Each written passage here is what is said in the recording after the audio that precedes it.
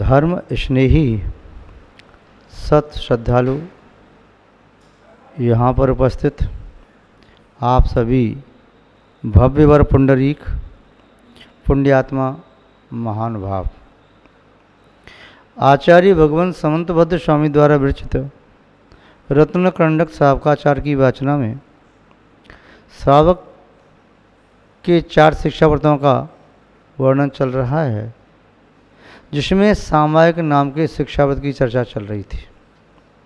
आचार्य महोदय सामायिक के संबंध में अलग अलग प्रकार से व्याख्या कर रहे हैं। सामायिक की पहली परिभाषा बताई, उसके बाद में सामायिक के स्थान के बारे में बताया, फिर सामायिक की विधि के बारे में बताया। अब भी सामायिक की अंतरंग विधि के बारे में बता रहे हैं। सामायिक की बहिरंग विधि अलग प्रकार से है, अंतरंग विधि अलग प्रकार से है। बहिरंग विधि का आशय था कि किस प्रकार से वह संकल्प के निमित्त बनाए। अब अंतरंग विधि बता रही है कि अंतरंग में सामायिक के परिणामों का प्रादुर्भाव कैसे हो सकता है। एक सामायिक की बाह्य मुद्रा होती है, सामायिक की अंतरंग की विशुद्धि होती है। दोनों एक दूसरे के पूरक होते हैं। अंतरंग की विशुद्धि बहिरंग की सामायिक का निमित्त बनता है, बहिरंग की सामायिक का निमित्त अंतरंग की विशुद्धि का निमित्त बनता है। कोई ये न सोच ले कि बहिरंग की सामायिक के बिना अंतरंग की सामायिक बन सकती है। अर्थात बहिरंग में कोई शरीर से, वचनों से बुद्धिपूर्वक अशुभ क्रिया करता रहे और अंतरंग में परिणाम निर्मल बने ही रहें, ऐसा हो नहीं सकता। यदि किसी बर्तन में अग्नि रखी है तो उस बर्तन का बाह्य हिस्सा भी गर्म हो जाता है। यदि किसी बर्तन में बर्फ रखी है तो उसका बहिरंग हिस्सा भी ठंडा हो जाता है। अंतरंग और बहिरंग दोनों एक दूसरे के पूरक होते हैं, विरोधी नहीं होते। यहाँ पर आचार्य महोदय सामायिक की अंतरंग विधि की चर्चा कर रहे हैं कि सामायिक की अंतरंग विधि क्या है, कैसे सामायिक करना चाहिए। पूर्व श्लोक में जैसे कहा था, परचेतव्यम प्रसन्न धिया, बढ़ाना चाहिए सामायिक को। कैसे? प्रसन्न धिया, अंतरंग की प्रसन्नता को बढ़ाते बढ़ाते। जैसे अंतरंग में प्रसन्नता बढ़ती है, वैसे वैसे शरीर की चेष्टाओं में, वचनों की प्रवृत्ति में, मन के विचारों में भी विशुद्धि बढ़ती है। उन क्रियाओं में भी शांतपना प्रदर्शित होता है। उदाहरण के रूप में देखें, किसी जलाशय में ज्यों ज्यों जल बढ़ता है त्यों त्यों कमल पुष्प भी जल से ऊपर बढ़ता चला जाता है। यदि जल न बढ़े तो कमल पुष्प ज़्यादा ना बढ़ेगा। ऐसे ही अंतरंग में विशुद्धि बढ़ती है तो व्यक्ति के व्यवहार में अपने आप परिवर्तन आ जाता है। जब तक विशुद्धि नहीं बढ़ती है तब तक व्यक्ति बहिरंग की सामायिक की क्रिया भी कर नहीं पाता। उसकी बहिरंग की क्रिया में कहीं अहंकार प्रदर्शित होता है तो कहीं क्रोध, कहीं अंतर्जल्प, कभी दुर्विचार भी आ जाते हैं। महानुभाव, इसलिए आचार्य महोदय आंख बंद करके, हाथ पर हाथ रख करके मन में संकलेशता धारण करने के नाम को सामायिक नहीं कहते। अंतरंग में वही मनुष्यता का भाव, क्रोध की अग्नि प्रज्वलित हो रही हो और बहिरंग में नेत्र बंद हैं, भ्रुकुटी तनी हुई है, हाथ पर हाथ रखे हुए हैं, शरीर निश्चेष्ट जैसा लग रहा है, काष्ठ या पाषाण की मूर्तिवत, उसे भी सामायिक नहीं कहते। अंतरंग में अहंकार पोषित हो रहा है, मायाचारी की वल्लरी बिना तरवर के आशय के भी बढ़ती चली जा रही है, ऐसे परिणामों को सामायिक नहीं कहते। लोभ की अग्नि चित्त की विशुद्धि का केवल ह्रास नहीं नाश करने वाली हो। लोभ की नागिन पल पल में उस चित्त के प्राणधारी को डस रही हो तो सामयिक नहीं होती। विषय वासना संवर्धित हो रही हो जिस चित्त में, उसमें सामयिक नहीं ठहरती। विषय वासना के छिद्र सामयिक के अमृतोपमा निर्मल जल को चित्त से बाहर कर देते हैं। इसलिए आचार्य महोदय ने अंतरंग सामयिक के संबंध में भी निर्देश दिए हैं। निर्देश बहुत कार्यकारी होते हैं। शायद निर्देश आदेश और उपदेश से भी ज़्यादा कार्यकारी होते हैं। सामयिक आदेश की क्रिया का प्रतिफल नहीं है कि आदेश देकर के सामयिक करा सकें, किसी से नहीं करा सकते। उपदेश अच्छा तो लगता है किंतु वह ठहर नहीं पाता। जैसे सिर से बहता हुआ पानी नीचे तक जाता है, शरीर को शांत तो कर देता है किंतु थोड़ी देर बाद शरीर में गर्मी बढ़ाता है। आप कभी ग्रीष्म काल में ठंडे पानी से नहाए हों, नहा करके पुनः अपने कक्ष में पहुंच जाओ तो आपका शरीर पसीना से पुनः भीग जाएगा। ऐसे ही किसी के आदेश के अनुसार की गई सामयिक वह केवल काय की सामयिक हो सकती है। काय को तो निश्चय बनाया जा सकता है, चित्त को विशुद्ध नहीं किया जा सकता। उपदेश की सामयिक ऐसे ही है जैसे बालू में डाला गया जल।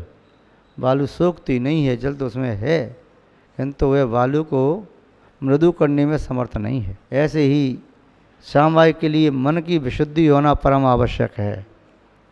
वचनों का रोध होना भी आवश्यक है और शरीर का अशुभ चेष्टा से बच जाना भी आवश्यक है। फिर अंतरंग में जो आनंद का झरना झरता है उसका नाम सामयिक है।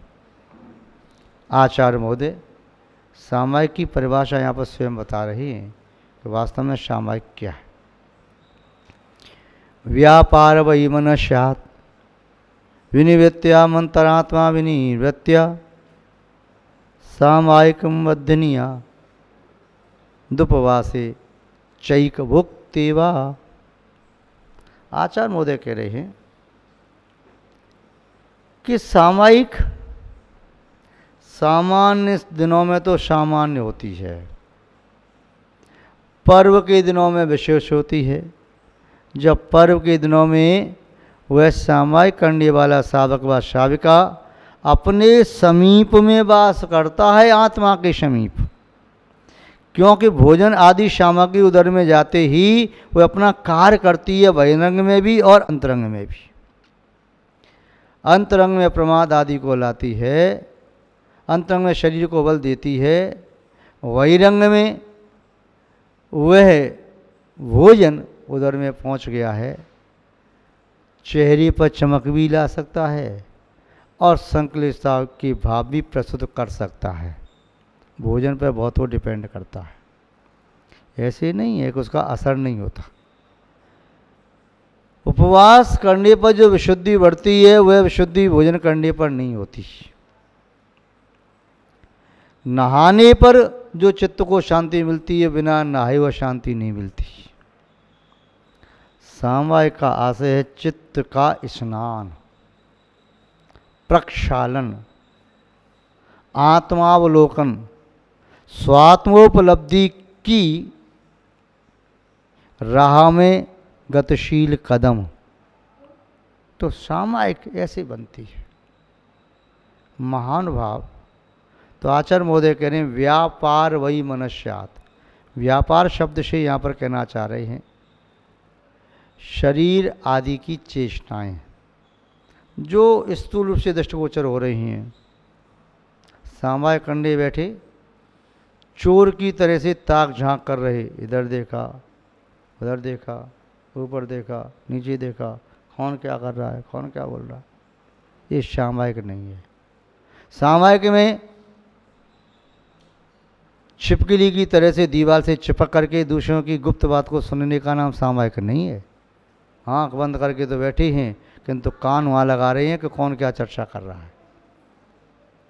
सामायिक करने का आशय ये भी नहीं है कि शरीर को अकड़ करके रख दिया, पाषाण की शिला की तरह से कठोर हृदय बना करके कि मैं अभी जैसे सामायिक करके केवल ज्ञान को प्राप्त करने वाला हो गया। दूसरों का तिरस्कार अपमान करने का नाम सामायिक नहीं है। सामायिक करने का नाम ये भी नहीं समझ लेना कि चित्त में दयनीयता के भाव आ जाए, दीनता के भाव आ जाए। दैन्य परिणाम का नाम भी सामायिक नहीं है।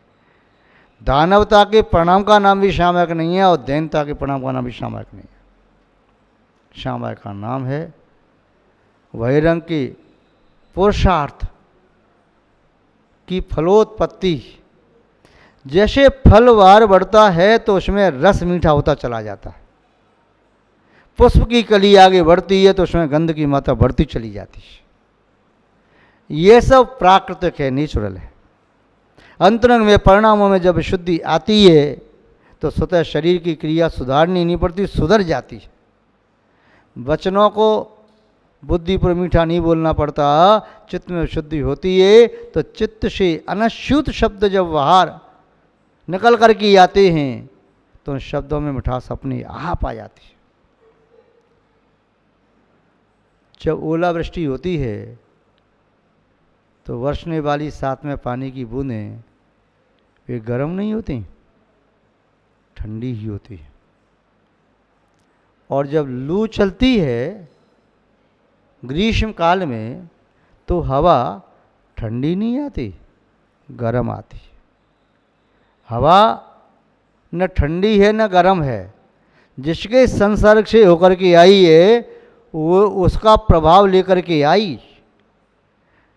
गर्म है बाह्य वातावरण, सूर्य प्रचंड है, तपा रहा है बाहर के वातावरण को, तो वहाँ से गुजरने वाली हवा निस्संदेह स्वतः ही गर्म हो जाएगी। जब बाहर ठंडक पड़ रही हो, टेम्परेचर 10 से नीचे है, अब तो 5 से भी नीचे हो गया, 2 से भी नीचे, 1 से नीचे, 0 के नीचे पहुँच गया। अब वहाँ कोई हवा चले तो हवा का टेम्परेचर क्या अपेक्षा रखती हो, 50 पर रहेगा क्या? स्वतः ही यानी टेम्परेचर डाउन हो जाएगा। ऐसे ही चित्त में जब कसाई की अग्नि जल रही हो तो आप क्या समझते हो? परिणामों में क्षमता भाव आ जाएगा, शरीर की शुभ चेष्टाएं होने लगेंगी, वचन शुभ होंगे? नहीं। हवा जिस दिशा से आती है उस दिशा की विशेषता अपने साथ में लाती है।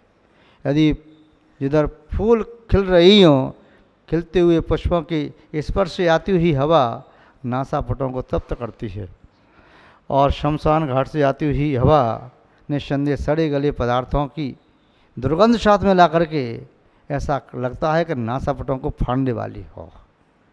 ऐसे ही चित्त में जब शुद्धि होती है, यहाँ तक कि भोजन करने वाला व्यक्ति भी जब शुद्ध भोजन करता है तो सामायिक में अच्छा मन लगता है, और शुद्ध भोजन अवक्ष भोजन करके आता है तो सामायिक में मन नहीं लगता। उपवास करता है तो बहुत शुद्धि बढ़ती है, ऐसा लगता है जैसे सामायिक में बैठा ही रहूं, जैसे बोलने की इच्छा नहीं होती। उपवास करने में जो आनंद आता है उस आनंद को वह शब्दों में नहीं कह पाता।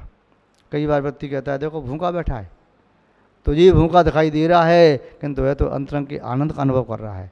जो आनंद बाह्य पदार्थों के भोगने से नहीं आता, सेवन करने से नहीं आता, खाने पीने से नहीं आता, वह आनंद चित्त की विशुद्धि से अपने आप आता है, और चित्त की विशुद्धि का साधन है सामायिक। व्यापार वही मनस्यात्, वाय अशुभ चेष्टाओं से निवृत्त होकर के व्यापार वही मनस्यात् विनिवृत्ता, मंतरात्मा विनिवृत्या, अंतरात्मा यानी मन के विकल्पों को भी दूर करना। व्यापार वही मनस्यात्, वही मनुष्य भाव क्या? चित्त की कलुषता, राग द्वेष की तीव्रता से पड़ी हुई वैर की गांठ, उसे भी दूर करके विनिवृत्तिया, तो दूर करके, दूर करते हुए नहीं कि ये दूर भी हो रहे हैं सामने चलती है, नहीं, करके, बिना करे नहीं, उसके बाद समय प्रारंभ होती है। दो एक साथ नहीं चल सकते, एक म्यान में दो तलवार नहीं रखी जा सकती, एक पंथी एक साथ दो राह नहीं चल सकता, एक सुई एक साथ दो तपस्या सिलाई नहीं कर सकती। एक व्यक्ति एक बार में मुंह खोल करके अट्टहास करना और गाल फुला लेना, मुंह बंद करके फुलाई हुई जाने वाले गाल, दोनों एक साथ नहीं हो सकते। ऐसे ही सामायिक और असामयिक दोनों एक साथ नहीं हो सकती।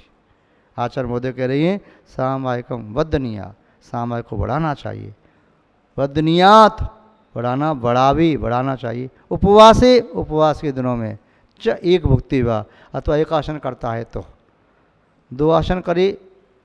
जो 2 बार में भोजन पूरा भर लेता है तो कहाँ सामायिक करेगा, सामायिक के लिए बैठेगा और बैठे बैठे ही नींद नहीं लगेगा, नहीं तो लेट जाएगा, कहाँ सामायिक कर पाएगा।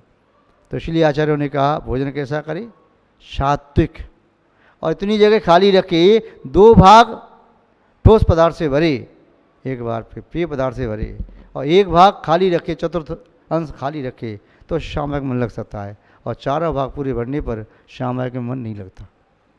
तो सामायिक करने वाला व्यक्ति इतनी गुंजाइश रखता है जिससे प्रमाद न सताए।